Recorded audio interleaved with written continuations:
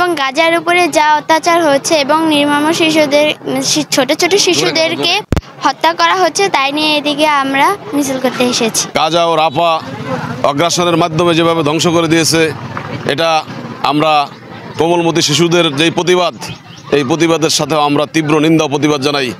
এবং অনতিবিলম্বে যুদ্ধ বন্ধ করে শান্তি প্রতিষ্ঠার জন্য আরব দেশগুলো, ওআইসি, ইসলামী সম্মেলন সংস্থা সবার কাছে আমাদের উদাত্ত আহ্বান থাকলো। এই কোমলমতি শিশুদের পক্ষ থেকে এবং আমাদের পক্ষ থেকে আন্তর্জাতিকভাবে তীব্র নিন্দা ও প্রতিবাদ জানাই। প্রিয় উপস্থিতি, আর যাতে ভবিষ্যতে যুদ্ধবিরতি ভঙ্গ করে ফিলিস্তিনের উপরে কোনো রকম হামলা না হয়, আমরা জাতিসংঘের কাছে এ ব্যাপারে উদাত্ত আহ্বান জানাই এবং আমরা মুসলিম জাতি সতর্ক করে দিতে চাই ইহুদিদেরকে, যারা ফিলিস্তিনের মুসলমানদের উপরে বর্বরোচিত হামলা করেছে। এই জন্য আমরা ওআইসি এবং জাতিসংঘের কাছে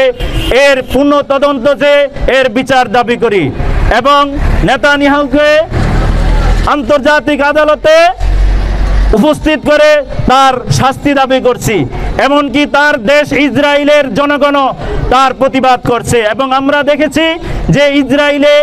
যে প্রতিবাদ চলতেছে যাতে নেতানিয়াহু এই যুদ্ধ থেকে বিরত থাকে, কারণ সেখানে